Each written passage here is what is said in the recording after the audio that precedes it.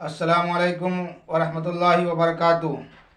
میرے عزیز طلباء اور میرے مخلصین دوستوں اور میرے بزرگوں، اللہ تبارک و تعالیٰ سے امید ہے کہ آپ خیریت سے ہوں گے۔ اللہ تمام کو خیریت سے رکھے۔ تو میں کل سبق پڑھایا تھا، سبق نمبر 3۔ امید ہے کہ آپ اسے یاد کر لیے ہوں گے، اور آبجیکٹو سوال کا جواب میں بتایا تھا جو اہم ہے، جس کو یاد کرنا ضروری ہے۔ اس طرح کا سوالات آتا ہے جو کتاب سبق کا خلاصہ ہوتا ہے، اسی میں سے چھانٹ کر سوال نکالا جاتا ہے، تو آپ اسے بہتر سے بہتر یاد کریں۔ آج میں جو بتانے جا رہا ہوں وہ آپ کی کتاب میں سبق نمبر 4 جس کا عنوان ہے کٹی ہوئی شاخ۔ جس کا عنوان کیا ہے؟ کٹی ہوئی شاخ۔ یہ بھی افسانہ ہے۔ اس کے لیکھک مصنف یعنی کٹی ہوئی شاخ کے مصنف قمر جہاں ہیں۔ کٹی ہوئی شاخ کے مصنف کون ہیں؟ قمر جہاں۔ تو قمر جہاں کٹی ہوئی شاخ افسانہ کو لکھے اس کے مصنف ہے، جو آپ کی کتاب سبق نمبر 4 میں لکھا ہوا ہے۔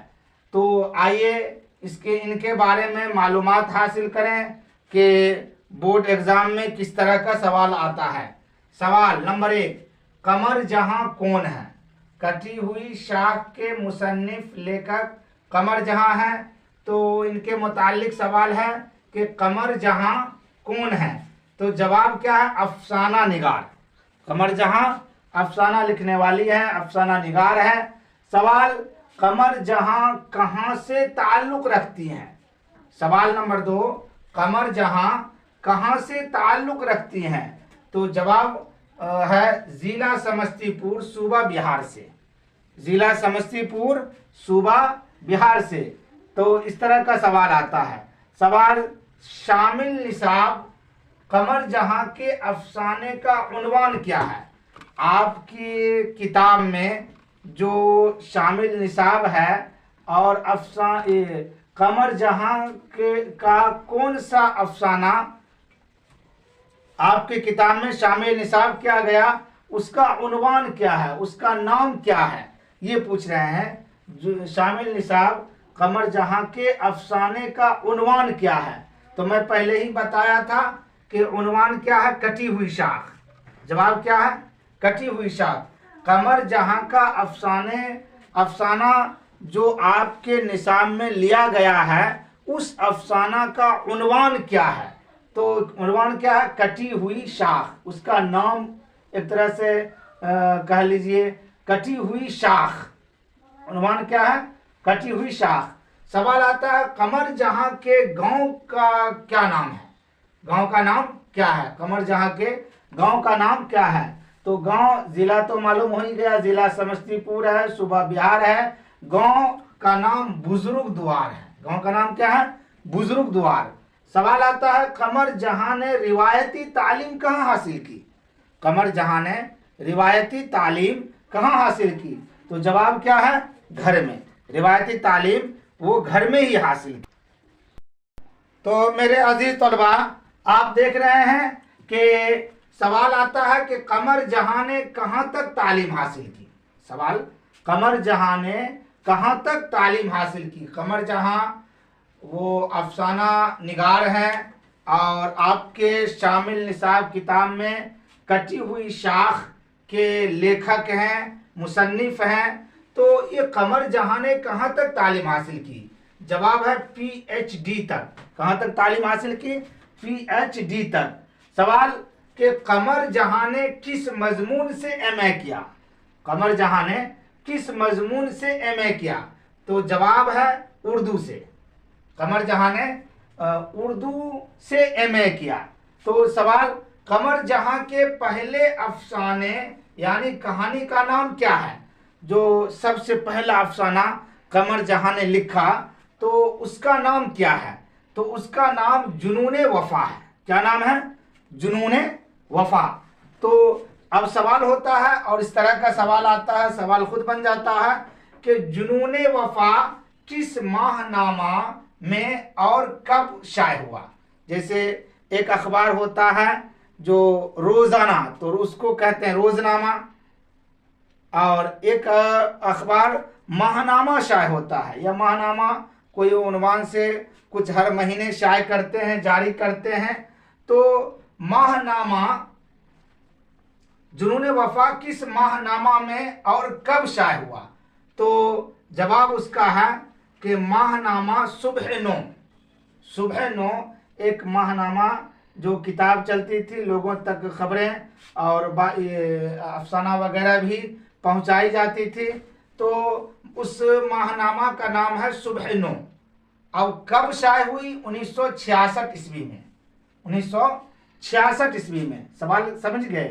جنون وفا کس ماہنامہ میں اور کب شائع ہوا؟ تو جواب ہے ماہنامہ صبح نو. اور کب شائع ہوا؟ 1966 عیسوی میں. کون سا افسانہ شائع ہوا؟ تو جنون وفا. اس افسانے کا نام کیا ہے؟ جنون وفا. اور جنون وفا قمر جہاں کا پہلا افسانہ ہے. جنون وفا قمر جہاں کا پہلا افسانہ ہے. تو اس طرح کا جب آپ یاد کریں گے، اس میں ذہن دوڑائیں گے، تو بہت سارے سوال نکل کر سامنے آ جاتے ہیں، اور پھر اس کا جواب بھی آپ کو مل جائے گا. اچھا، سوال: قمر جہاں کے کتنے افسانوی مجموعے شائع ہوئے؟ قمر جہاں کے کتنے افسانوی مجموعے شائع ہوئے؟ تو جواب کیا ہے؟ 3. جواب کیا ہے؟ 3 افسانوی مجموعے شائع ہوئے. میرے عزیز طلباء، آپ کو آبجیکٹو سوال کا جواب بتایا جاتا ہے. آپ دھیان سے سنیں اور اس کو کاپی میں نوٹ بھی کریں اور اس کو یاد بھی کریں. تو قمر جہاں، سوال آتا ہے کہ قمر جہاں کی تنقیدی کتاب کا نام کیا ہے؟ قمر جہاں کی تنقیدی کتاب کا نام کیا ہے؟ تو جواب کیا آئے گا؟ حرف آگاہی. جواب کیا آئے گا؟ حرف آگاہی. اچھا، سوال: کٹی ہوئی شاخ کا مرکزی کردار کون ہے؟ کٹی ہوئی شاخ جو آپ کے شامل نصاب کتاب میں افسانہ کا عنوان ہے، کٹی ہوئی شاخ کا مرکزی کردار کون ہے؟ تو جواب ہے اعلیٰ تعلیم یافتہ نوجوان. اعلیٰ تعلیم یافتہ نوجوان. اب سوال آتا ہے کہ اسد کون ہے؟ اسد، تو اسد دوست ہے. اسد کون ہے؟ اسد دوست ہے. سوال آتا ہے کہ اسد کیا کام کرتا تھا؟ اسد کیا کام کرتا تھا؟ تو اسد ملازمت کرتا تھا، نوکری کرتا تھا. تو اس طرح کا سوالات بورڈ میں پوچھے جاتے ہیں.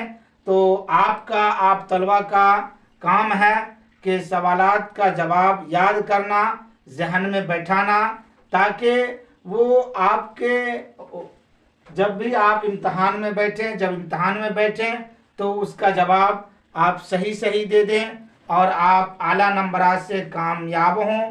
اور اسی لیے امتحان دیا جاتا ہے کہ کون بچہ کس کیٹیگری کا ہے اور کتنی اس کی صلاحیت ہے، میرٹ ہے. تو آپ کو میرٹ بنانا ہے، آپ کو اپنے اندر صلاحیت پیدا کرنا ہے. اور صلاحیت پیدا ہوتی ہے کہ سوال کا جواب یاد کرنے سے، اس کا حل تلاشنے سے، اور اسی لیے تیاری کرائی جاتی ہے. تو آپ میرے عزیز طلباء، آپ اس کو بہتر سے بہتر انداز میں یاد کریں. اور جو پڑھنے والے بچے ہیں، جو میرے مخلصین دوست ہیں، بزرگ ہیں، اس ویڈیو کو اس بچے تک پہنچائیں تاکہ وہ بھی اس سے فائدہ حاصل کریں. اللہ پاک آپ کے علم میں بھی اور ہمارے علم میں بھی اضافہ فرمائے. آمین.